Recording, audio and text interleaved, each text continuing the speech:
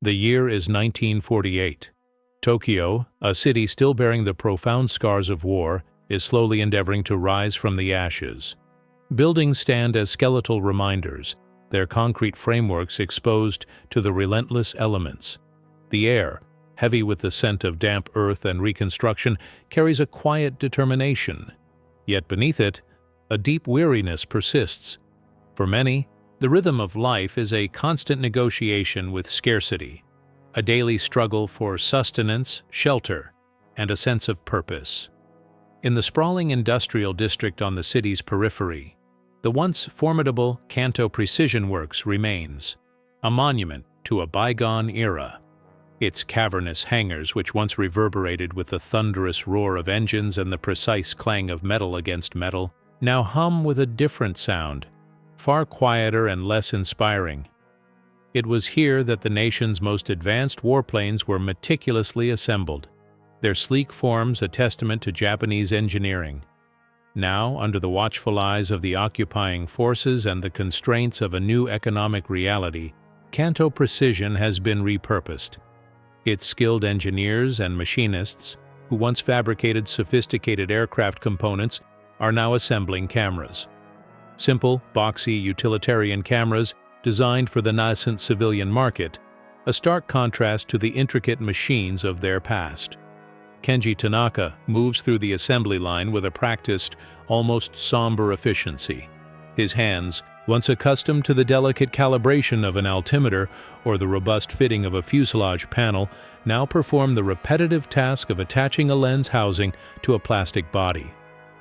Each click, each turn of a tiny screw feels like a betrayal of the potential he knows resides within these walls, within these hands. Kenji is a man of quiet dignity, his face etched with the subtle lines of experience and observation. His eyes, though often downcast, miss nothing. He sees the slumped shoulders of his colleagues, the forced smiles, the silent desperation that permeates the factory floor like a lingering mist. They are grateful for the work, for the meager wages that keep their families from absolute destitution, but the spark, the pride in their craft, has been extinguished. The daily production quotas arrive on crisp, official forms, stamped with the provisional government's insignia and, often subtly, the imprint of the occupying administration. These papers represent an immutable decree, a cold, impersonal hand guiding each of their actions. Kenji watches as his supervisor, a man named Sato, a former production manager, meticulously reviews the numbers, his brow perpetually furrowed in a state of anxiety. Sato, once a figure of authority and decisive action, now navigates the labyrinthine bureaucracy with a nervous deference, his spirit worn down by endless paperwork and the constant threat of revised regulations. "Another delay in the lens shipment, Kenji," Sato murmurs, his voice barely above a whisper, as if the very walls might be listening. "The quality control reports from the new Yokohama plant are inconsistent. We're behind again." Kenji nods, his gaze sweeping over the row of partially assembled cameras. The lenses, when they arrive, are often flawed. Minor imperfections, slight distortions that would be overlooked on a mass-produced toy, but which grate on the sensibilities of men trained in absolute precision. He thinks of the optical engineers who once painstakingly ground and polished glass for intricate bomb sights, their work measured in microns. Now they accept these inferior components, their skills underutilized, their expertise dulled by resignation. Frustration simmers within Kenji, a slow, latent heat beneath his composed exterior. It is not anger at the circumstances, but a profound ache for what could be. He sees the untapped talent, the dormant machinery, the collective genius of hundreds of workers, all being expended on mediocrity. The cameras they produce are functional, yes, but they are soulless, devoid of the intrinsic quality that was once the hallmark of Japanese manufacturing. They are merely objects, not instruments of vision or art. He recalls a time, not so long ago, when the factory buzzed with innovation. Engineers would huddle over schematics, their faces lit by a focused intensity, debating the merits of a new alloy. The optimal aerodynamic curve, the most efficient engine design. There was a shared purpose, a collective drive to push the boundaries of what was possible. Now the discussions are about meeting minimum standards, about surviving another week, another month. One night, after the last worker has clocked out and the factory floor is bathed in the dim glow of a few scattered lamps, Kenji remains. He walks slowly, his footsteps echoing in the vast space, a solitary figure amidst the silent machinery. He pauses at a workbench, picking up one of the finished cameras. He examines it closely, turning it in his hands. The plastic casing feels cheap, the shutter mechanism is clunky, the lens a dull glass eye. He raises it, aiming it at an imaginary scene, pressing the shutter button. The sound is flat, uninspired. A memory surfaces, a conversation with his young nephew, Taro, just weeks before. Taro, only 8 years old, had found a broken camera lens in the rubble near their home. He had brought it to Kenji, his eyes wide with curiosity. "Uncle Kenji," he had asked, "can you make a camera that sees everything beautifully, like in the old days?" The innocence of the question had struck Kenji deeply. Taro, like so many children of his generation, had only known scarcity and destruction. He deserved to see beauty, to capture it, to hold it. That memory fuels a growing conviction within Kenji. This isn't merely about producing cameras, it's about producing good cameras. Cameras that inspire, that capture the fleeting moments of hope and reconstruction. Cameras that remind people of the inherent quality and ingenuity that still exists. He sees the potential for more than just survival. He sees a path to rediscovering his craft, his identity, his pride. The problem is not just economic, it is spiritual. The factory, once a symbol of might, now feels like a tomb for his skills. He thinks of the precision lathes, the optical grinding machines, the testing equipment, all still present, albeit dusty in neglected corners, or repurposed for less demanding tasks. These machines, designed for the exacting standards of military-grade optics and aeronautical components, are now being used to create something merely adequate. It is a profound waste. The bureaucratic directives from the occupying authorities are clear: no advanced military technology, no rearmament. But what about advanced civilian technology? What about using their inherent precision capability to create something exceptional, something that could rival the world's best, even in this new, restricted reality? The idea, nebulous at first, begins to crystallize. It's a dangerous thought, a deviation from the prescribed path. It would mean working outside, perhaps even against, the established parameters. The risks are considerable: discovery, reprimand, forfeiture of the precious employment he holds. But the alternative, the slow agonizing erosion of their collective spirit, seems far more perilous. He cannot stand idly by and watch the soul of Kanto Precision Works, and by extension the souls of his colleagues, simply wither. The following morning, Kenji arrives at the factory earlier than usual.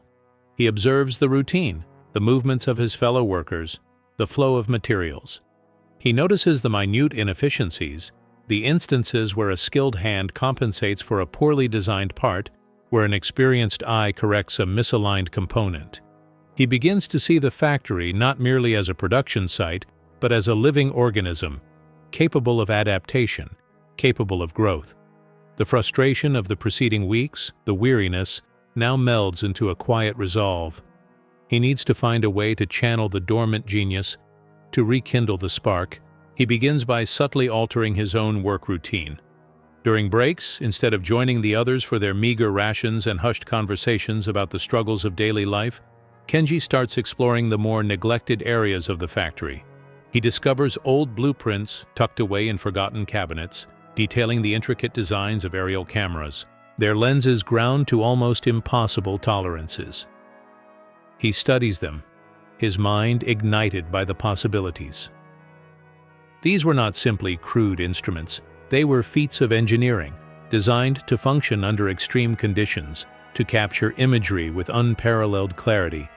He also begins to observe the discarded components, the rejects deemed unsuitable even for their current, low-standard production. A slightly scratched lens, a marginally misaligned aperture blade. To the official line, this is refuse. To Kenji, they are potential, raw materials awaiting a different kind of hand, a different kind of vision. He carefully collects a few of these cast-off pieces, stowing them in his worn satchel at the end of each day. His actions are small, almost imperceptible, yet they mark a significant departure from his previously complacent routine. A silent rebellion has begun. The primary obstacle is that of resources. The factory operates under a stringent budget dictated by the occupying authorities and the nation's beleaguered economy. There is no capital for experimental projects, nor latitude to deviate from the approved production schedule. Kenji understands that seeking official sanction is out of the question. It would be summarily dismissed as a squandering of precious assets, or worse, an attempt to circumvent regulations. He must proceed surreptitiously, leveraging whatever he can salvage or procure through his own ingenuity.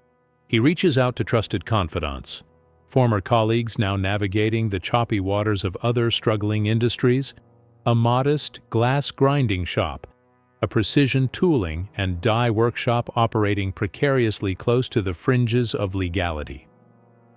He circumvents revealing his full intentions, instead soliciting favors, small quantities of discarded materials, after-hours access to machinery. He frames these requests as a personal avocation, a means of honing his skills, an innocuous pastime. The majority, recognizing their shared predicament and the unspoken yearning for meaningful work, agree to assist without interrogation, a knowing glint in their eyes. His cramped apartment, a meager dwelling in a war-ravaged district, is transmuted into his clandestine workshop. Under the flickering luminescence of a single exposed bulb, Kenji commences drafting schematics, meticulously cleaning and refining salvaged lenses, fashioning aperture blades from reclaimed metal. He works with an intensity he hasn't experienced in years, the quiet concentration of a craftsman rediscovering his true calling.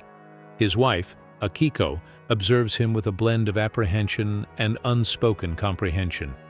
She grasps the essence of her husband's character, his profound need for purpose. She brings him tea, offers him a warm meal, and maintains a dignified silence, her quietude a profound testament to her support. The initial prototypes are rudimentary, flawed.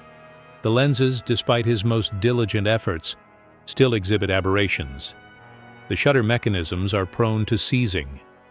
He confronts one technical impediment after another, each setback a trial of his resolve.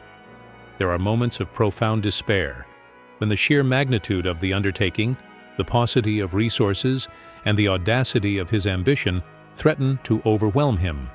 He is but a single individual, operating in the shadows, pitted against a system engineered for control and constraint. Yet, he is then reminded of Taro's guileless inquiry, the yearning for aesthetic beauty. He contemplates his colleagues, their silent desperation. He reflects on the legacy of Kanto precision, the accumulated years of expertise, the collective devotion to excellence. This endeavor transcends the mere creation of a camera. It is about reclaiming something vital, something lost in the ravages of devastation. It is about affirming that ingenuity, even when confronted with overwhelming adversity, can still flourish. He revisits the old blueprints, poring over the intricate diagrams of aircraft cameras. He realizes the key lies not just in the quality of the glass, but in the optical design, the precise arrangement of multiple lens elements to correct imperfections. This requires a level of precision far beyond what his current assembly line is achieving, but it is a precision they are capable of, a precision that resides in Kanto Precision's very DNA. The challenge now is not merely to make a camera, but to craft a camera that embodies the spirit of their past excellence, a camera that can stand as a testament to their enduring craftsmanship.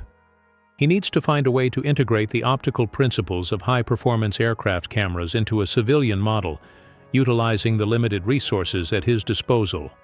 It is here that his true engineering genius will be tested. It is a delicate dance between aspiration and reality, between what was and what can be. The weight of this ambition presses down on him, Yet it also lifts him, imbuing him with a renewed sense of purpose. The factory, once seeming like a prison of mediocrity, now holds the promise of a silent revolution. He begins to experiment with different types of glass, even salvaging pieces from old lab equipment, carefully grinding and polishing them by hand. The process is slow, painstaking, demanding hours of meticulous work under a loupe. He develops makeshift testing equipment using a salvage projector and a darkened room, meticulously measuring focal lengths and light transmission. Each small success, each minor improvement, fuels his resolve.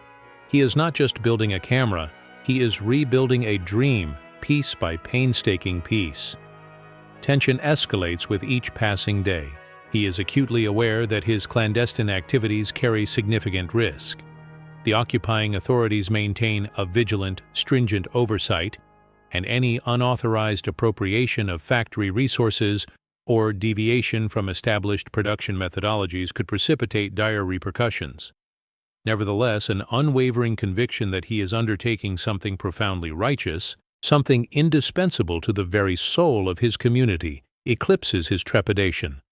He is propelled by a quiet, indomitable belief in the intrinsic power of craftsmanship and the indomitable resilience of the human spirit.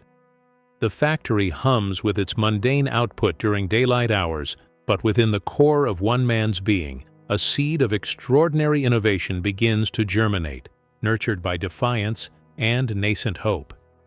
The factory floor, a symphony of monotonous clicks and whirs during the day, transformed into Kenji's clandestine laboratory each night. He moved with the quiet grace of a shadow, his mind a whirlwind of calculations and possibilities. His initial focus was the lens, the very heart of any camera. The discarded components he had collected were a mixed bag. Some glass elements were chipped, others poorly polished, but among them, Kenji saw potential.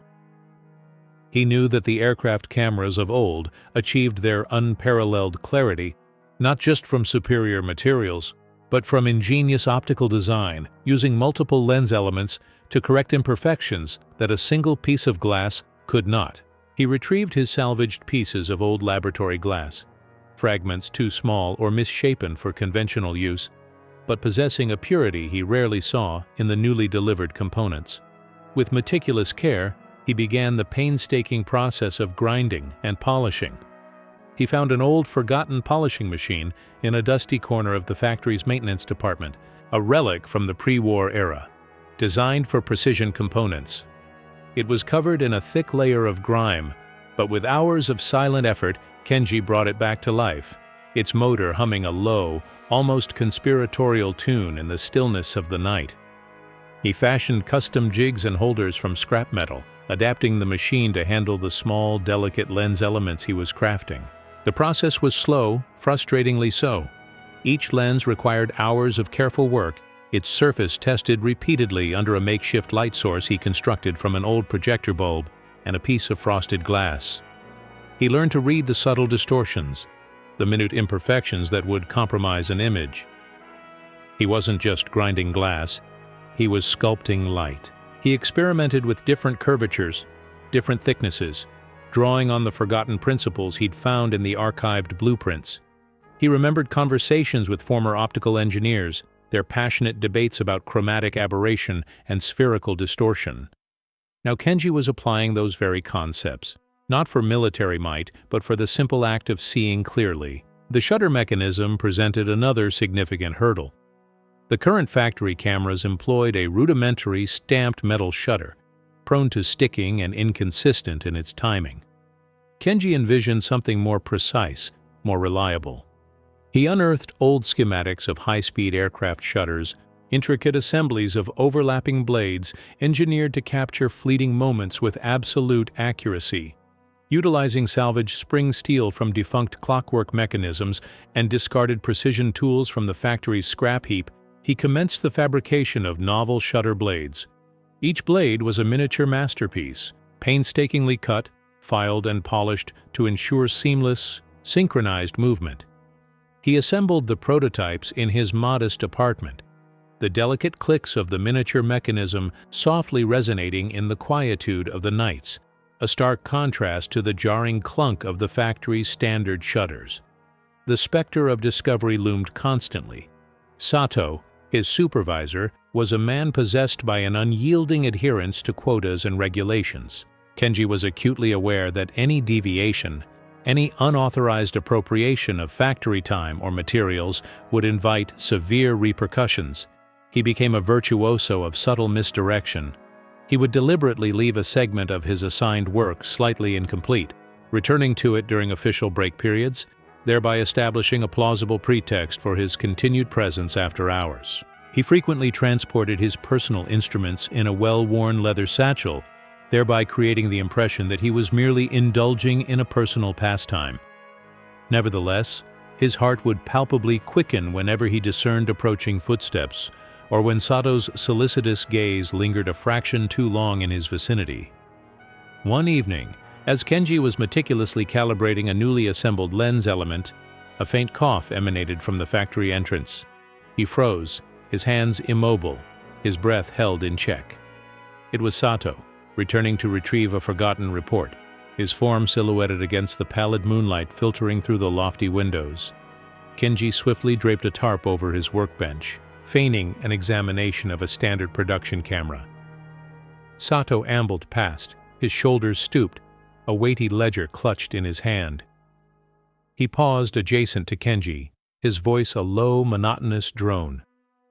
"Still at it, Tanaka-san? The quotas for next week are demanding.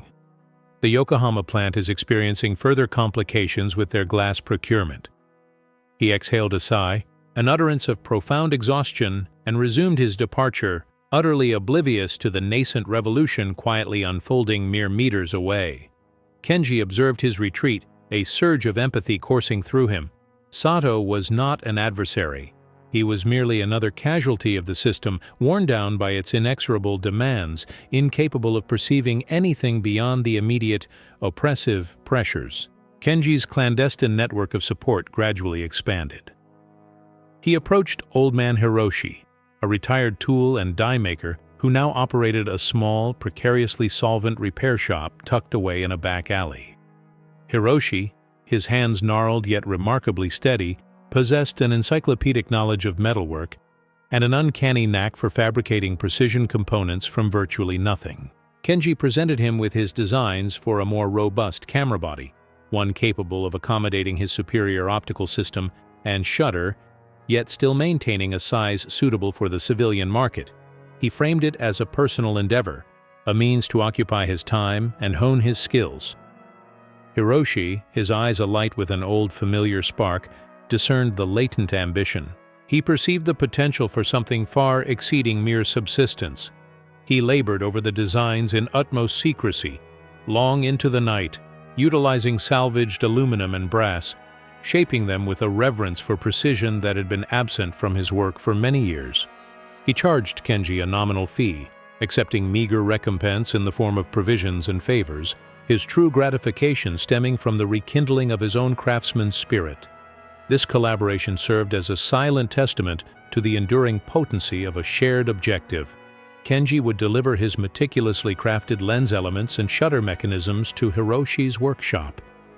Together they would deliberate over tolerances, material selection, and assembly methodologies, their conversations a hushed echo of the vibrant engineering dialogues that once resonated within the Kanto Precision Works. Hiroshi's establishment evolved into a secondary, even more clandestine atelier. There, shielded from the factory's inquisitive gaze, Kenji could openly test and refine his components. He constructed a rudimentary light tunnel, employing mirrors and a calibrated scale, to meticulously measure the optical performance of his lenses. He discovered that by judiciously pairing specific elements, even those exhibiting minor individual imperfections, he could achieve a level of clarity and contrast that vastly surpassed that of mass-produced lenses. It was a profound revelation, a compelling demonstration of the efficacy of intelligent design over sheer material superiority. The unveiling of the first complete prototype marked a moment of profound, quiet triumph. It possessed a heft exceeding that of the factory's plastic cameras, its body fashioned from cool, unblemished metal. The lens, a meticulously assembled configuration of 3 elements, gleamed with latent promise. The shutter, upon activation, emitted a crisp, satisfying click. Kenji cradled it in his hands, feeling its substance, its exquisite balance. It was more than a camera. It was a tangible embodiment of defiance, an emblem of burgeoning hope. He needed to subject it to a genuine trial, a real-world test. One tranquil Sunday morning, under the pretext of taking his nephew Taro for a stroll, Kenji ventured forth. He transported the prototype in an inconspicuous satchel, his heart aflutter with a potent blend of exhilaration and apprehension. Taro, his eyes agog with the bewilderment of a child navigating a world in the nascent stages of reconstruction, guided him to a diminutive park, where tenacious cherry blossoms were just beginning to unfurl amidst the devastation. Kenji observed him. The boy's mirth, a pristine melody, carried on the morning zephyr. He elevated the camera, meticulously adjusting the focus first on a solitary, fragile blossom, and then on Taro's effervescent countenance. He actuated the shutter, the sharp click a resounding counterpoint to the feeble whir of the factory cameras. He captured a series of images, assiduously documenting the ambient light, the focal precision, and the compositional arrangement. The process of developing the film constituted yet another covert undertaking. He unearthed an antiquated darkroom within the factory's confines, long abandoned and overlooked, its chemical reagents desiccated.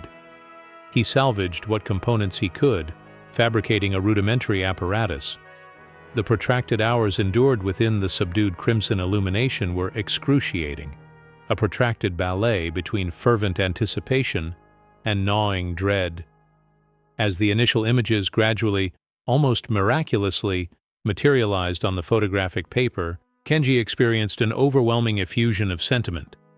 The photographs were incisive, pellucid, and resplendent. The gossamer petals of the cherry blossom were rendered with exquisite fidelity, the illumination caressing their subtle cerise tones. Taro's smile, typically rendered as an indistinct smear by the rudimentary factory cameras, was captured with astonishing definition, his eyes alight with vitality. It served as a portal into a realm of aesthetic splendor, a world that had been obfuscated by the detritus and desolation of conflict. The prototype's success, however, precipitated a novel array of challenges. How could he achieve scalability? How could he imbue the factory with this caliber of quality without drawing the attention of regulatory bodies, without disrupting the established, albeit lackluster, production pipeline? A wholesale replacement of existing components was untenable. It would be far too conspicuous. He required a stratagem, a method to subtly, almost imperceptibly, integrate his innovation into the daily cadence of Kanto Precision Works. The factory, with its stringent quotas and pervasive oversight, was a veritable bastion of bureaucracy, meticulously engineered to stymie precisely this sort of autonomous initiative. Yet Kenji was privy to the truth that within every ossified system lie fissures, opportunities for a resolute individual to forge a novel trajectory.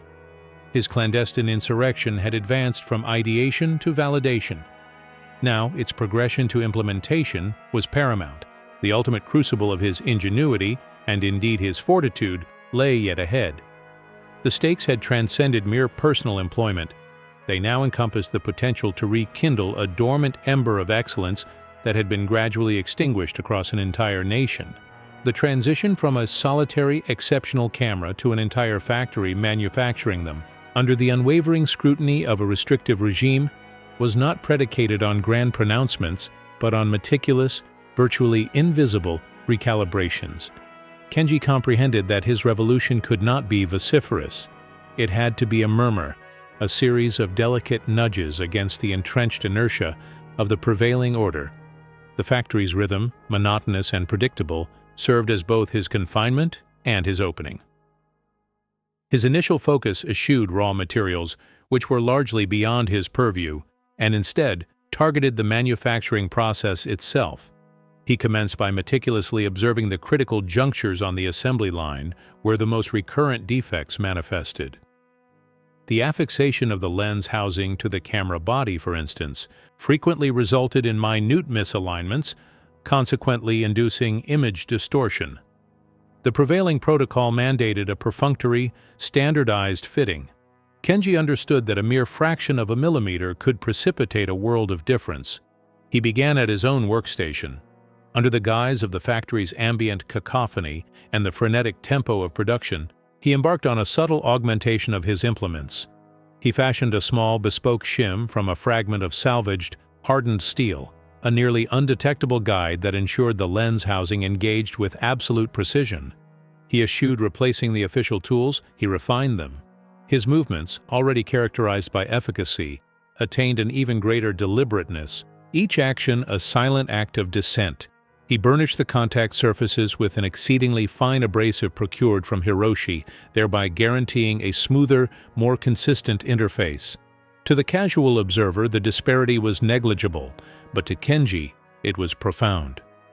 Within days, the cameras traversing Kenji's station documented a conspicuous reduction in lens alignment anomalies. The internal quality assurance protocols, a drudgery of perfunctory visual examinations, began registering a diminished quotient of rejections emanating from his production segment.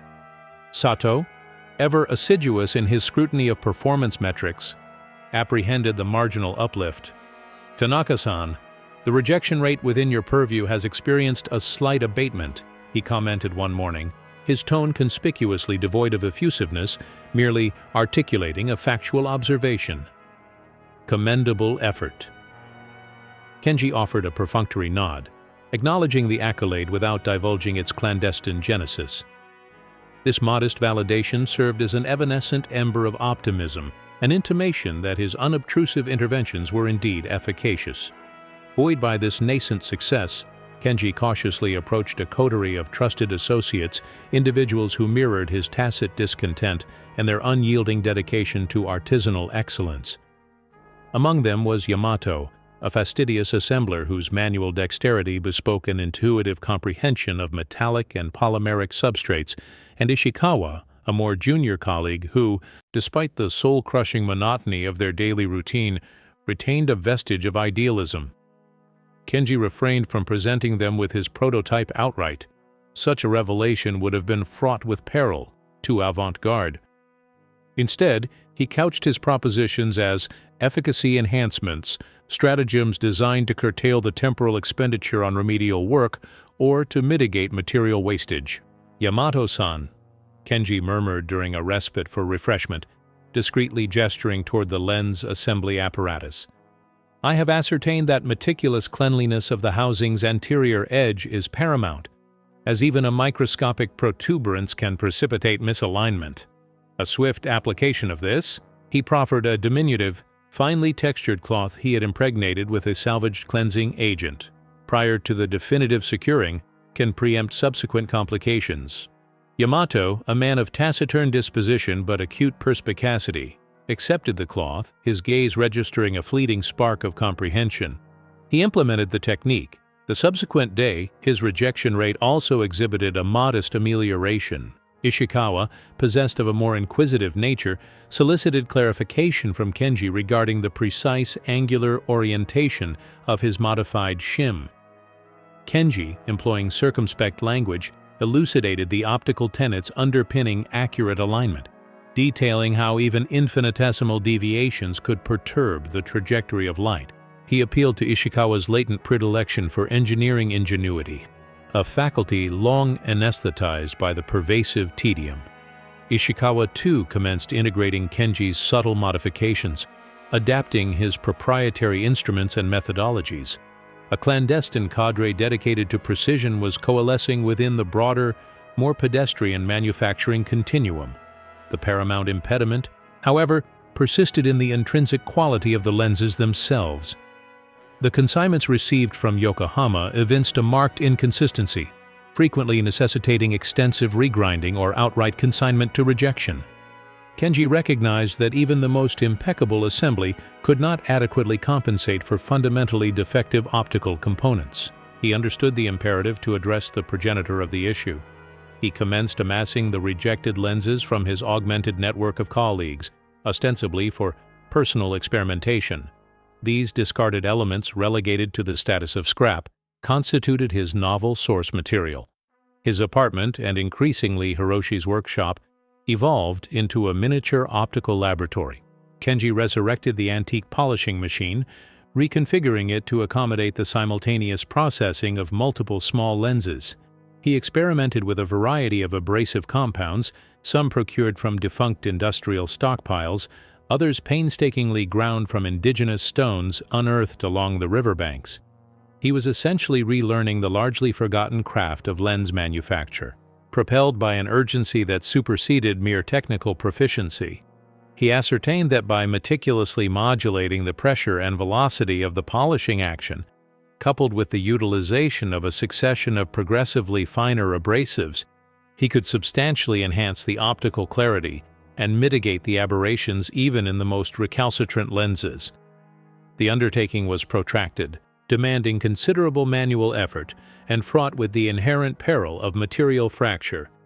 Nevertheless, the outcomes were incontrovertible. He now possessed a modest yet burgeoning inventory of superior lenses, poised for discrete incorporation into the factory's existing production lines. The salient question, however, remained how to achieve this. A simple, direct substitution was unfeasible. The batch identifiers, the official requisition forms, all necessitated strict concordance. Kenji conceived an audacious stratagem.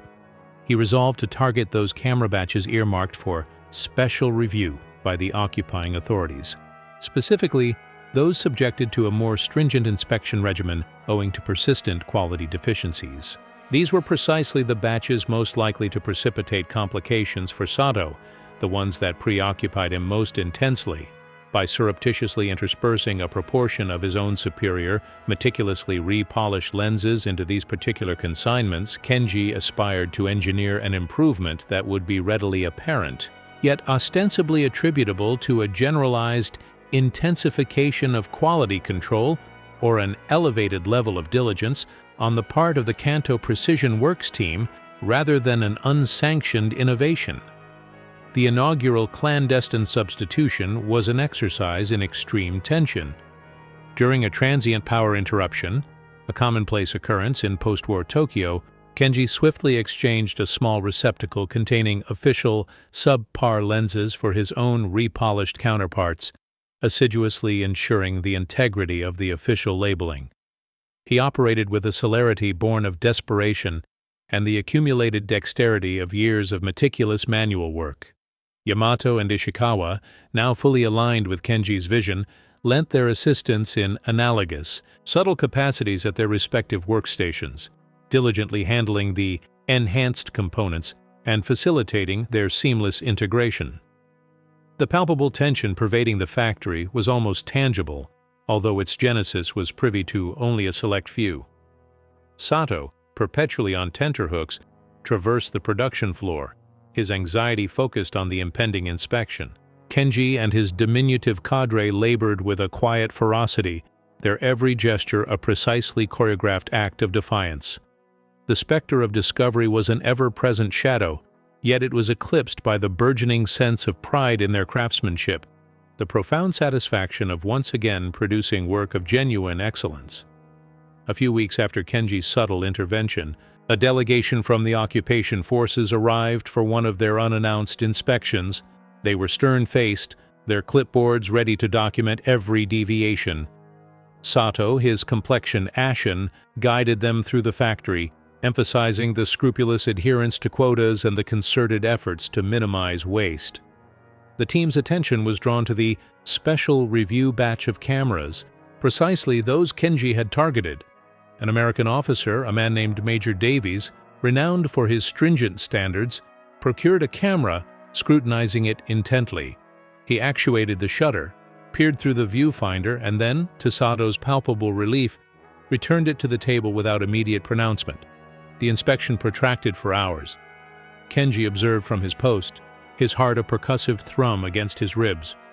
Eventually, the delegation coalesced their documentation. Major Davies addressed Sato. "Mr. Sato," he commenced, his tone uninflected, "we have observed a..." marginal enhancement in the lucidity and uniformity of the lenses within this specific consignment. Your rejection rates for optical constituents have likewise evinced an auspicious trajectory here." Sato blinked, momentarily taken aback, then managed a deferential, albeit feeble, bow. "We are endeavoring assiduously, Major," he articulated hesitantly, "to ensure all benchmarks are attained." Davies merely emitted a non-committal grunt, yet a subtle glimmer in his eyes suggested not outright approval, but rather a slight amelioration of his customary skepticism. The delegation departed. Sato, dabbing his brow, regarded Kenji with a perplexed mien. "Did you apprehend that, Tanaka-san? Marginal enhancement? Perchance the Yokohama factory is finally coalescing its efforts." Kenji offered merely a faint, knowing smile. He was privy to the verity. The germ of excellence had been sown, and it was commencing to burgeon, unperceived by those who wielded the instruments of authority, yet profoundly felt by those who fashioned with their hands and souls. The factory continued to manufacture cameras, but within its confines, a quiescent metamorphosis was in progress, a testament to the indomitable spirit of meticulousness and professional integrity. The ensuing challenge would be to promulgate this transformation, to amplify the whisper into a chorus, without ever elevating its volume to a point of suppression.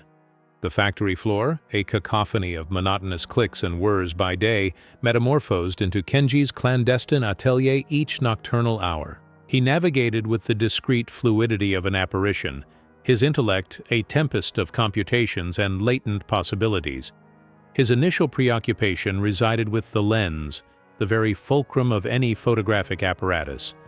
The discarded constituents he had amassed presented a heterogeneous collection.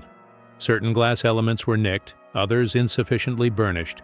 Yet amidst them, Kenji discerned latent potential.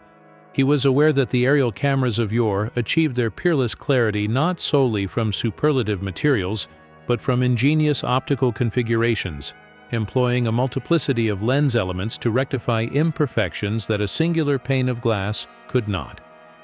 He retrieved his salvaged fragments of old laboratory glass, pieces too diminutive or malformed for conventional application, yet possessing a pristine quality he seldom encountered in freshly procured components. With painstaking diligence, he embarked upon the arduous task of grinding and polishing. In a sequestered, dust-laden alcove of the factory's maintenance division, he discovered an antiquated, long-neglected polishing machine, a vestige of the pre-war epoch, engineered for the meticulous fabrication of precision components. Though enshrouded in a substantial patina of grime, Kenji, through countless hours of tacit exertion, resurrected its dormant functionality, its motor emitting a low, almost clandestine thrum in the nocturnal quietude.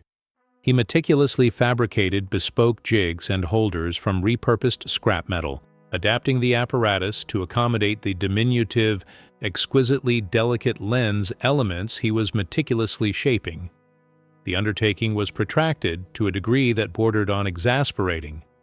Each lens demanded protracted hours of assiduous labor, its surface subjected to recurrent scrutiny under an ad hoc illumination source he had ingeniously assembled from a defunct projector bulb and a segment of frosted glass. He acquired the acumen to discern the nuanced distortions, the infinitesimal imperfections that would inevitably degrade an image. He was not merely abrading glass, he was in essence sculpting illumination. He conducted experiments with varied curvatures and thicknesses, drawing upon the long-dormant principles he had unearthed within the archived schematics. He recalled the animated discussions with former optical engineers, their fervent dissertations on chromatic aberration and spherical distortion.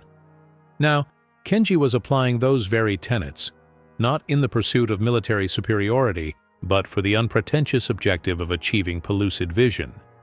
The shutter mechanism presented an additional formidable impediment. The contemporary factory cameras employed a rudimentary stamped metal shutter, a component notoriously susceptible to jamming and exhibiting temporal inconsistency. Kenji harbored a vision of something more refined, more dependable. He unearthed antiquated blueprints for high-speed aerial camera shutters, intricate assemblages of overlapping blades meticulously designed to capture ephemeral instants with absolute fidelity. Utilizing salvaged spring steel procured from defunct clockwork mechanisms and discarded precision instruments from the factory's refuse repository, he commenced the fabrication of novel shutter blades. Each blade constituted a miniature masterpiece, painstakingly incised, filed, and burnished to guarantee fluid, synchronized actuation. He assembled the prototypes within the confines of his modest domicile, the delicate clicks of the minuscule mechanism resonating softly through the tranquil nights, a stark antithesis to the coarse clatter of the factory's standard shutters. The specter of discovery perpetually loomed over him. Sato, his supervisor, was a man utterly consumed by a slavish devotion to quotas and regulations. Kenji was acutely aware that any deviation, any illicit appropriation of factory time or materials, would invite the most stringent repercussions. He consequently cultivated an artifice of subtle misdirection. He would deliberately leave a segment of his official duties conspicuously incomplete, only to revisit it during designated break periods, thus fabricating a seemingly legitimate pretext for his extended presence after hours. His personal implements were frequently sequestered within a well-worn leather satchel, projecting an aura of mere domestic preoccupation. Nevertheless, his heart would invariably throb with a visceral intensity upon the advent of approaching footsteps, or when Sato's habitually anxious gaze lingered with an unsettling duration in his direction. One evening, as Kenji was meticulously calibrating a newly assembled lens element, a faint exhalation of cough reverberated from the factory's entryway. He became rigidly immobile, his hands suspended, his respiration arrested. It was Sato, returning to retrieve a misplaced report, his silhouette starkly defined against the pallid luminescence of the moon filtering through the elevated apertures. Kenji swiftly draped a protective tarp over his workbench, feigning an examination of a standard production camera. Sato ambled past, his shoulders noticeably stooped, a weighty ledger clutched in his hand. He paused in proximity to Kenji, his voice resonating with a subdued monotone. "Still engaged, Tanaka-san? The quotas for the forthcoming week are proving rather formidable. The Yokohama facility is encountering additional complications with their vitreous supply." He emitted a sigh, a sound pregnant with profound exhaustion, and continued his trajectory, utterly oblivious to the nascent revolution transpiring mere meters distant. Kenji observed his departure, a profound wave of empathy engulfing him. Sato was not an antagonist. He was merely another casualty of the system, eroded by its inexorable demands, incapable of perceiving beyond the immediate, overwhelming pressures. Kenji's clandestine network of auxiliary support gradually augmented. He approached the venerable old man Hiroshi, a retired artisan of tool and die fabrication who now presided over a modest, precariously solvent repair establishment nestled within a back alley. Hiroshi, his hands ossified yet remarkably steady, possessed an encyclopedic mastery of metalworking and an uncanny aptitude for fabricating precision components from the most rudimentary resources. Kenji presented him with his schematics for a more robust camera chassis, one designed to accommodate his superior optical array and shutter mechanism, yet retain a compact profile suitable for the civilian market.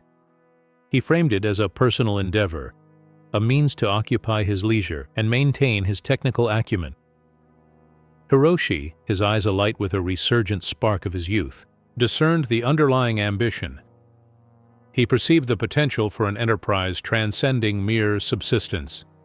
He assiduously labored over the designs in concealment, deep into the nocturnal hours, utilizing salvaged aluminum and brass, meticulously shaping them with a reverence for precision that had been conspicuously absent from his professional endeavors for years. His remuneration was nominal, accepting meager recompense in the form of sustenance and reciprocal favors, his ultimate reward the reawakening of his own intrinsic craftsman's spirit. The collaboration served as an understated affirmation of the formidable potency inherent in a unified objective. Kenji would bring his meticulously crafted lens elements and shutter mechanisms to Hiroshi's establishment. Together, they would engage in discourse concerning tolerances, material selection, and assembly methodologies. Their conversations a subtle reverberation of the vigorous engineering debates that once permeated the Kanto Precision Works. Hiroshi's shop evolved into a secondary, even more clandestine, atelier. There, sequestered from the scrutinizing gaze of the factory, Kenji could freely experiment with and perfect his components. He constructed a rudimentary light tunnel, employing mirrors and a calibrated scale to ascertain the optical performance of his lenses. He ascertained that by judiciously pairing specific elements, even those exhibiting minor individual imperfections, he could attain a degree of clarity and contrast considerably surpassing that of mass-produced lenses. It was a revelation, a compelling testament to the triumph of sagacious design over unrefined material fortitude. The inaugural complete prototype represented a juncture of profound, tranquil accomplishment. It possessed a greater heft than the factory's plastic cameras, its chassis fashioned from cool, smooth metal. The lens, a painstakingly assembled configuration of 3 elements, gleamed with latent potential. The shutter, upon activation, emitted a sharp, gratifying click.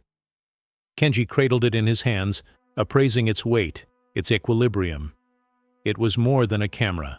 It was a tangible embodiment of dissent, an emblem of optimism. He was compelled to test it, to rigorously appraise it in the real world. One placid Sunday morn, under the pretext of taking his nephew Taro for an excursion, Kenji ventured forth. He transported the prototype in an inconspicuous satchel, his heart aflutter with a confluence of exhilaration and apprehension. Taro, his eyes wide with the childlike wonder of exploring a world in gradual convalescence, led him to a diminutive park where tenacious cherry blossoms were commencing their unfurling amidst the devastation. Kenji observed him, the boy's mirth a pristine sound borne on the morning air. He elevated the camera, focusing initially on a solitary delicate blossom, then on Taro's jubilant countenance. He depressed the shutter, the sharp click presenting a stark dichotomy to the insubstantial sound of the factory cameras. He captured a series of photographs, meticulously documenting the ambient light conditions, the focus, the composition. The development of the film constituted another surreptitious undertaking. He discovered an antiquated dark room within the factory, long disused and neglected, its chemical reagents desiccated. He salvaged what he could, assembling a rudimentary setup. The hours elapsed within the muted crimson illumination were arduous, a protracted pas de deux between hope and dread. When the initial images gradually, magically, materialized upon the photographic paper, Kenji experienced an overwhelming surge of emotion. The images were sharp, distinct, resplendent. The delicate corollas of the cherry blossom were rendered with exquisite fidelity, the light caressing their subtle cerise hues. Taro's smile, typically a fleeting impression in the standard factory cameras, was captured with startling acuity, his eyes incandescent with vitality. It offered a portal into a realm of beauty, a world that had been obscured by the detritus and despondency of conflict. The prototype's success, however, ushered in a fresh cascade of challenges. How could he achieve scalability? How could he infuse the factory with this caliber of quality without drawing the attention of regulatory bodies, without upending the established, albeit lackluster, production pipeline? A wholesale replacement of existing components was out of the question. It would be far too conspicuous. He required a stratagem, a method for seamlessly, almost imperceptibly, integrating his innovation into the daily operations of Kanto Precision Works. The factory, with its stringent quotas and pervasive oversight, presented a veritable bastion of bureaucracy, engineered precisely to quash such independent endeavors. Yet, Kenji was cognizant that within every rigid framework lie vulnerabilities, openings for a resolute individual to forge an alternative trajectory. His clandestine rebellion had transitioned from its nascent ideation to empirical validation. Now, the imperative was its implementation. The true crucible of his ingenuity, and indeed his fortitude, lay ahead. The stakes had escalated beyond mere personal employment, encompassing the potential to rekindle a dormant spark of excellence, that had been gradually extinguished across an entire nation. The journey from a singular superlative camera to an entire factory manufacturing them, under the scrutinizing gaze of a restrictive regime, was not predicated on grand pronouncements but on minute, almost invisible recalibrations. Kenji grasped that his revolution could not be vociferous. It had to be a hushed suggestion, a series of subtle pressures exerted against the inertia of the prevailing order.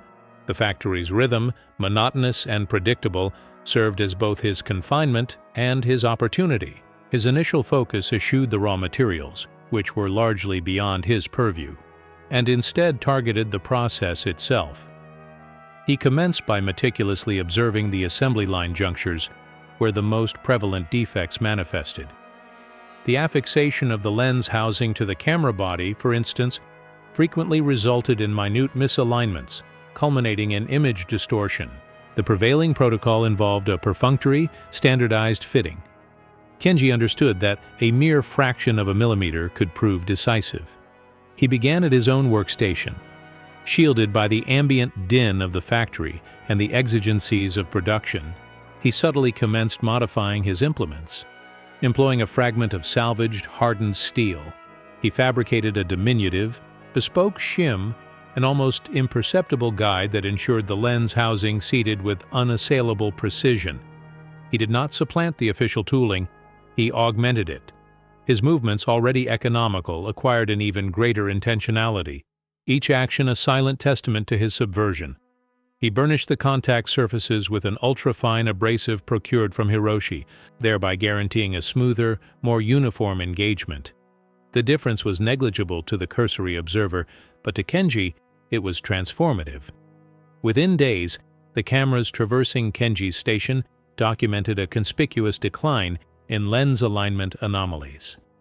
The internal quality assurance protocols, a monotonous ritual of visual appraisals, began to log fewer rejects emanating from his workflow. Sato, perpetually engrossed in the metrics, apprehended the marginal enhancement.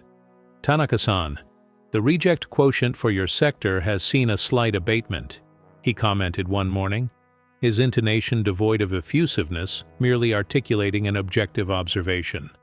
"Commendable effort." Kenji offered a perfunctory nod, acknowledging the commendation without divulging its clandestine genesis. This minor validation served as a nascent glimmer of optimism, a harbinger that his discreet interventions could indeed precipitate tangible outcomes. Buoyed by this nascent success, Kenji cautiously engaged a select coterie of trusted associates, individuals who resonated with his tacit disgruntlement and unyielding dedication to artisanal excellence. Among them was Yamato, an assembler of prodigious meticulousness, whose digits evinced an almost preternatural comprehension of metallic and polymeric substrates, and Ishikawa, a junior associate, who, despite the soul-crushing routine, retained a vestige of laudable idealism. Kenji eschewed the direct presentation of his prototype. Such a disclosure would have entailed undue jeopardy, an excessive departure from the established paradigm. Instead, he artfully framed his conceptualizations as optimizations for operational efficiency, strategies designed to curtail expenditures of time on remedial work or to minimize the profligate consumption of materials. "Yamato-san," Kenji confided during a brief respite for refreshment, subtly gesturing towards the lens assembly apparatus. "I have ascertained that meticulous sanitation of the housing's anterior edge is paramount. Even a minuscule imperfection can induce a positional disparity." "A perfunctory ablution with this," he articulated, proffering a diminutive, finely granulated cloth imbued with a salvaged cleansing agent, prior to the final securing mechanism, can obviate subsequent vexations. Yamato, a man of laconic discourse but penetrating perspicacity, accepted the cloth, a flicker of comprehension manifesting in his gaze. He implemented the suggestion. The subsequent day, his reject quotient also registered a modest amelioration. Ishikawa, exhibiting a more pronounced inquisitiveness, solicited clarification from Kenji regarding the precise angular disposition of his modified shim. Kenji, employing judicious verbiage, elucidated the optical tenets underpinning exacting alignment, delineating the manner in which even infinitesimal deviations could precipitate alterations in photonic trajectories. He appealed to Ishikawa's latent propensities for engineering inquiry, an attribute long subdued by the pervasive tedium. Ishikawa, in turn, commenced the assimilation of Kenji's nuanced retrofits, adapting his proprietary implements and methodologies. A discreet clandestine cadre dedicated to precision began to coalesce within the ostensibly monolithic, uninspired production continuum. The paramount impediment persisted in the intrinsic caliber of the lenses themselves.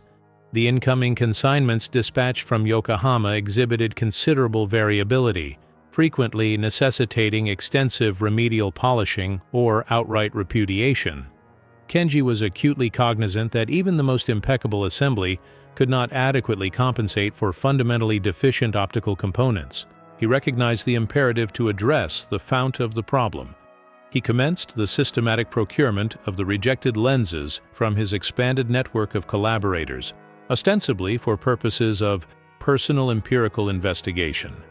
These discarded fragments, relegated to the status of refuse, constituted his novel repository of raw materials. His apartment, and increasingly Hiroshi's workshop, transformed into a miniature optical laboratory. Kenji revisited the antiquated polishing apparatus, reconfiguring it to accommodate multiple diminutive lenses concurrently. He embarked on a series of experiments with diverse abrasive compounds, some salvaged from obsolete industrial provisions, others meticulously pulverized from lithic specimens discovered along the riverbanks. He was reacquiring the neglected craft of lens fabrication, propelled by an exigency that surpassed mere technical proficiency. He ascertained that by meticulously regulating the applied pressure and rotational velocity during polishing, and by employing a graduated sequence of increasingly refined abrasives, he could markedly enhance the optical clarity and mitigate the chromatic and geometric aberrations of even the most recalcitrant lenses. The undertaking was protracted, assiduously demanding, and fraught with the inherent peril of fracture. Nevertheless, the outcomes were indubitably apparent.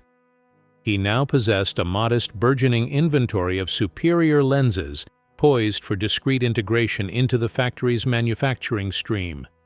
The salient query remained: how? He could not effect a direct substitution. The batch identifiers, the official requisition forms, all necessitated strict conformity. Kenji conceived an audacious stratagem. He would target those camera batches earmarked for special review by the occupying authorities, precisely those subjected to a more stringent scrutiny owing to persistent quality deficiencies. These were the cohorts most likely to precipitate complications for Sato, the ones that occupied his most profound anxieties. By judiciously supplanting a fraction of his superior, repolished lenses within these particular batches, Kenji aspired to manifest an improvement conspicuous enough to be acknowledged, yet attributable to a generalized reinforcement of quality benchmarks, or heightened assiduity, on the part of the Kanto Precision Works cadre, rather than an unauthorized innovation. The inaugural clandestine substitution proved acutely unnerving. During a transient power interruption, a commonplace occurrence in post-war Tokyo, Kenji swiftly exchanged a diminutive receptacle of official, substandard lenses for his own repolished counterparts, ensuring the integrity of the official labeling. He operated with a celerity born of desperation and an accumulated lifetime of precise manual dexterity. Yamato and Ishikawa, now wholly committed to Kenji's vision, provided ancillary assistance in analogous, understated capacities at their respective workstations, assiduously managing the enhanced components and orchestrating their flawless incorporation. The palpable tension permeating the factory was almost tangible, though its genesis remained privy to a select few. Sato, perpetually on tenterhooks, perambulated the premises, preoccupied with the impending inspection. Kenji and his diminutive cohort labored with a concentrated intensity, each movement a meticulously choreographed act of quiet insurrection. The specter of discovery was an ever-present companion, yet it was overshadowed by the burgeoning pride in their craftsmanship. the profound satisfaction of recreating something of genuine excellence. A few weeks subsequent to Kenji's discreet intervention, a delegation from the occupying forces descended for one of their unannounced inspections. Their visages were severe, clipboards poised to meticulously document any transgression. Sato, his complexion pallid, guided them through the facility, emphasizing the scrupulous adherence to production quotas and the concerted efforts to curtail waste. The team evinced particular interest in the special review consignment of cameras, precisely those that had been the object of Kenji's machinations. A certain American officer, a Major Davies, reputed for his unyielding standards, procured a camera, scrutinizing it intently. He actuated the shutter, peered through the viewfinder, and then, to Sato's palpable relief, returned it to the table without immediate pronouncement. The inspection protracted for several hours. Kenji observed from his workstation, his heart a frantic tattoo against his ribs. At length, the delegation convened their documents. Major Davies addressed Sato. "Mr. Sato," he commenced, his tone devoid of inflection, "we have observed a marginal enhancement in the optical clarity and uniformity of the lenses within this particular batch. Your rejection rates for optical components have likewise exhibited a salutary trajectory." Sato blinked, taken aback, before managing a perfunctory bow. "We are assiduously endeavoring, Major," he stammered, "to ensure all stipulated standards are attained." Davies merely emitted a noncommittal grunt, yet a subtle glint, perhaps not of approbation, but a modicum of his customary skepticism, surfaced in his eyes. The delegation took their leave. Sato, dabbing his brow, regarded Kenji with a perplexed mien. "Did you apprehend that, Tanaka-san? Marginal enhancement. Perhaps the Yokohama factory is finally rectifying its deficiencies." Kenji responded with a faint, knowing smile. He alone grasped the verity. The seed of excellence had been sown, and its nascent tendrils were beginning to unfurl, imperceptible to those who wielded authority, yet profoundly felt by those who labored with their hands and hearts. The factory continued to manufacture cameras, but within its confines, a silent metamorphosis was in progress, a testament to the enduring spirit of precision and professional dignity. The ensuing challenge lay in amplifying this transformation, converting the whisper into a crescendo, without ever elevating its voice to a pitch that might invite suppression. The marginal enhancement noted by Major Davies, while constituting a triumph, concurrently precipitated an unanticipated intensification of scrutiny. A week hence, a novel directive arrived from the occupation headquarters. It was not punitive in nature, but rather a recommendation that Kanto Precision Works disseminate its optimal methodologies to other camera manufacturing entities grappling with quality assurance, particularly concerning optical components. Sato perused the directive, his brow furrowed more profoundly than ever. "They wish for us to impart our techniques to them?" he murmured to Kenji, his voice imbued with a composite of bewilderment and trepidation. "Yet we have implemented no substantive alterations." Kenji felt a cold knot tighten in his stomach. This was a double-edged sword. On one hand, it was an indirect acknowledgment of his success. On the other, it placed him and his covert operation under a microscope. How could he share best practices that were, in fact, unauthorized, improvised innovations, relying on salvaged materials and secret night work? Any attempt to formally document his methods would expose him immediately. Sato, desperate to avoid further complications, convened a meeting with his senior staff, including Kenji. The discussion was tense. "We must present a unified front," Sato insisted, his voice strained. "We will emphasize our renewed dedication to diligence, our careful visual inspections, our robust training for assemblers. We must show them we are following their guidelines, not deviating." He looked pointedly at Kenji. "Tanaka-san, your section's recent performance is noted. You must ensure this level of diligence can be articulated and replicated." Kenji understood the unspoken warning. He had to maintain the illusion. He agreed, offering vague assurances about enhanced focus on contact point cleanliness and meticulous attention to detail during lens seating. He knew these were half-truths, designed to deflect suspicion, but they were the only tools he had. The pressure intensified. Major Davies, seemingly more intrigued than satisfied, scheduled follow-up visits, not just for inspections, but to observe the Kanto precision production line in action. He brought with him a young, sharp-eyed assistant, a Japanese-American officer named Lieutenant Kaito, who spoke fluent Japanese and possessed a keen engineering mind. Kaito moved through the factory with an unsettling thoroughness, asking precise questions about tooling, material specifications, and quality assurance protocols. He even spent time observing Kenji's station, watching his hands, his movements with an almost unnerving intensity. Kenji felt his carefully constructed facade begin to crack under Kaito's gaze. He continued his subtle modifications, his precise movements, but now every action felt scrutinized. He knew he couldn't stop. The factory's dependence on his improvements was growing. The number of rejected lenses from Yokohama continued to be high, forcing Kenji and Hiroshi to work even longer hours in their clandestine workshops, repolishing and reassembling at an unsustainable pace.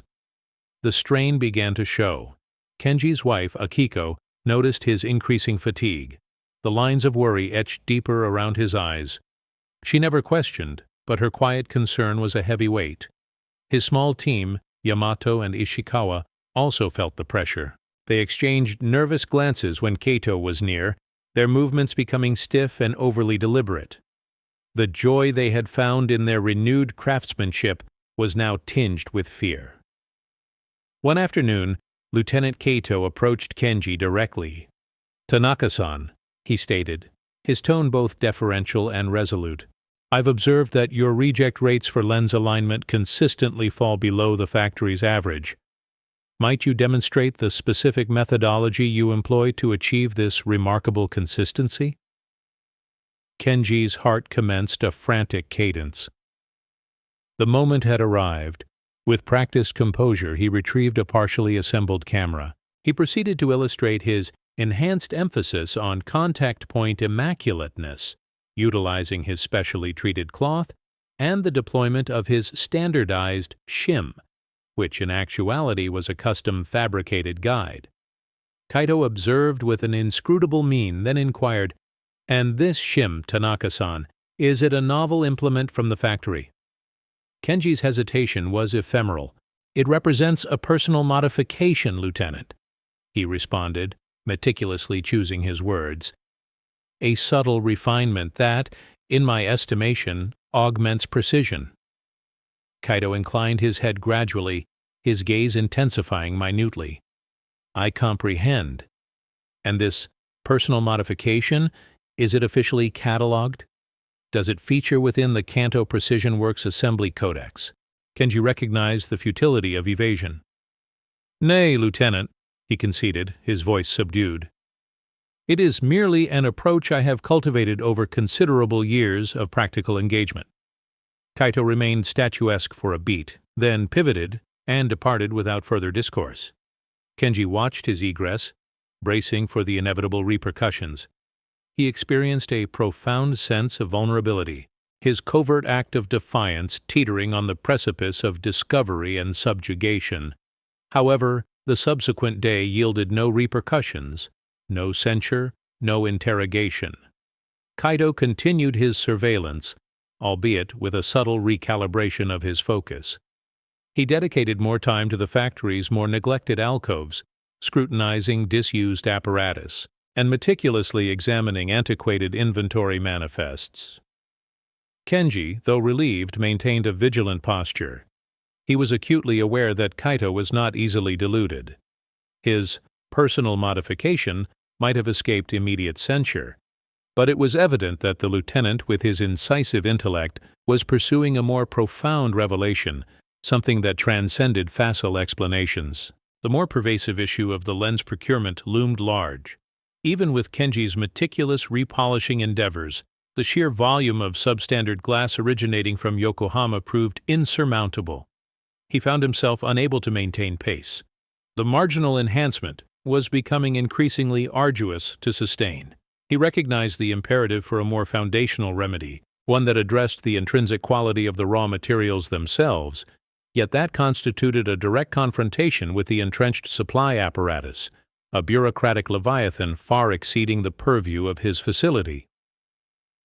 During one of his late-night sessions at Hiroshi's workshop, Kenji voiced his despair. "We are patching a leaky boat with a thimble, Hiroshi-san. The lenses. They are simply not good enough, even after all our work." Hiroshi, hunched over a small lathe, his spectacles pushed up on his forehead, grunted. "The glass they send you is not optical glass, Kenji. It is utility glass, meant for windows, perhaps. It lacks the purity, the consistency." He paused, then looked at Kenji, a thoughtful expression on his wizened face. "But the Kanto Precision Works, before the war, you had your own optical division, didn't you? Your own glass furnaces, your own grinding facilities?" The word struck Kenji with the force of a revelation. The Kanto Precision Works had indeed possessed a state-of-the-art optical glass division. It had been dismantled, its furnaces coaled, its skilled workers dispersed or reassigned, deemed unnecessary and potentially military-sensitive by the occupation authorities. But the blueprints, the knowledge, the potential still existed within the factory's walls, dormant but not dead. It was a forbidden path, a direct challenge to the very restrictions that define their current existence. But for Kenji, it was also a glimmer of true hope, a way to reclaim not just their pride, but their inherent capacity for excellence from the very foundation. The task seemed impossible, but the alternative was a slow, agonizing surrender to mediocrity.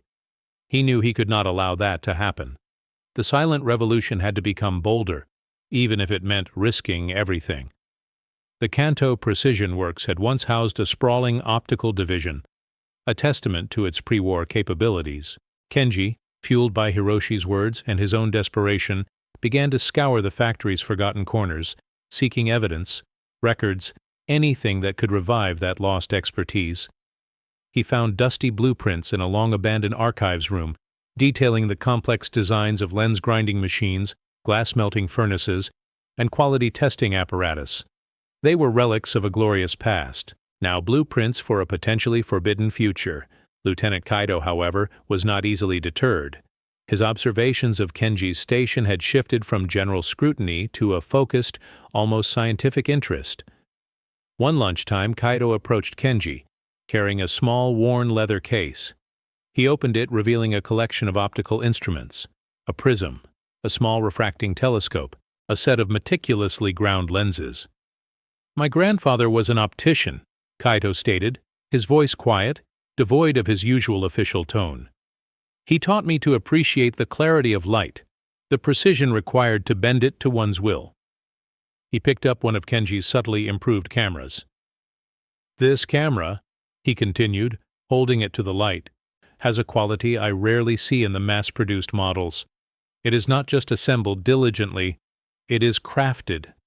Kenji met Kaido's gaze, a silent understanding passing between them. He knew Kaido saw beyond the surface, beyond the official explanations. "The inherent quality of the materials is often lacking, Lieutenant," Kenji admitted, choosing honesty over continued pretense, sensing a rare opportunity. "We do what we can with what is provided." Kaido nodded slowly. "And what if better materials were not just provided but created? I've seen the old blueprints for your optical division. Was it truly capable of producing world-class glass?" Kenji felt a surge of hope, tempered by caution. "It was, Lieutenant. Our glass was renowned for its purity, its refractive qualities. We supplied the finest optical instruments in the country." Kaido closed the leather case, his expression thoughtful. "The occupation's directive is clear. No rearmament, no advanced military technology. But there is nothing in the regulations that prohibits the production of superior civilian goods. In fact, a robust, high-quality export industry would greatly aid Japan's recovery." He paused, then looked directly at Kenji. If Kanto Precision Works could produce lenses of truly exceptional quality for cameras, for microscopes, for civilian telescopes, that would be a significant contribution to our shared goal of rebuilding Japan. This was not an order, nor was it explicit permission. It was a subtle, almost imperceptible shift in the bureaucratic landscape, a crack in the fortress. Kaito, understanding that direct intervention would undermine the spirit of self-reliance, had offered a path, a justification that Kenji could leverage. He had found an unexpected ally within the system itself. Armed with this unspoken endorsement, Kenji approached Sato, not with a plea, but with a meticulously researched proposal. He presented the old blueprints, the inventory of disused machinery, and a detailed cost-benefit analysis, framing the reactivation of the optical division not as a deviation, but as an efficiency improvement and a strategic move to reduce reliance on inconsistent external suppliers. He emphasized the potential for superior export products that would generate much-needed foreign currency, a point Kaito had subtly underscored. Sato was initially terrified. "Tanaka-san, this is overly ambitious. The regulations, the expenditures, the personnel requirements.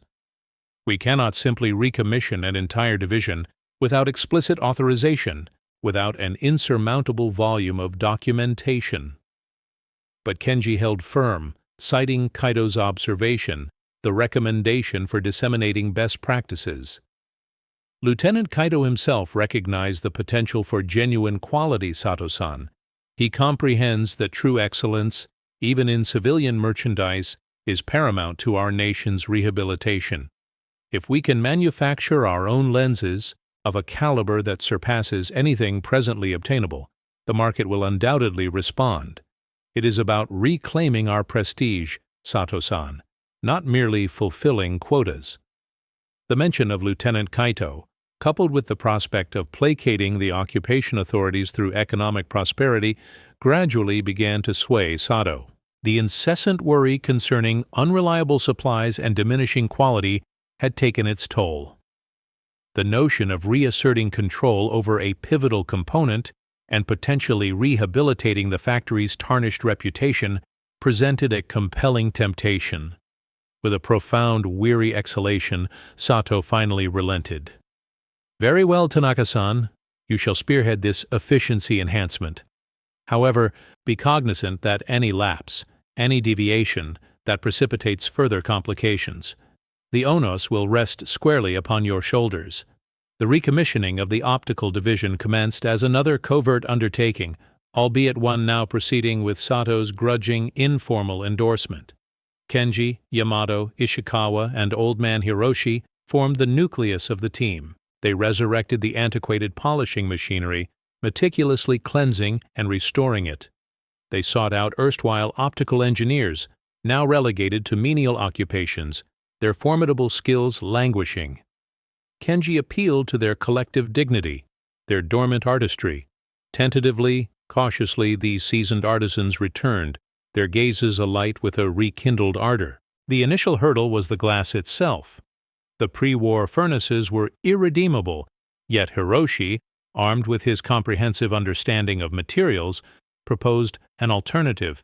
He recalled a particular grade of high-purity silica sand, locally procurable, which could be fused within more modest, rudimentary crucibles that he himself could fashion. It was an arduous, materially demanding undertaking, but it obviated the necessity for elaborate, strictly regulated industrial furnaces.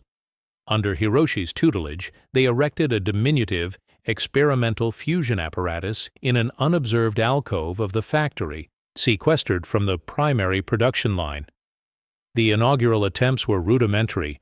The glass was adulterated, riddled with voids, yet Kenji and his cohort persisted, modulating temperatures, refining the fusion methodology, acquiring knowledge through empirical experimentation, much as their predecessors had done. They reacquired the subtle craft of optical glass fabrication, the delicate equilibrium of thermal energy and chemical composition. Gradually, specimens of progressively purer glass began to materialize. diminutive discs of unblemished translucence. Subsequently, the grinding and polishing commenced. The venerable machinery, now fully functional, resonated with a revitalized purpose. The former optical engineers, their hands regaining the memory of a delicate touch, began to sculpt the raw glass into precise lens elements.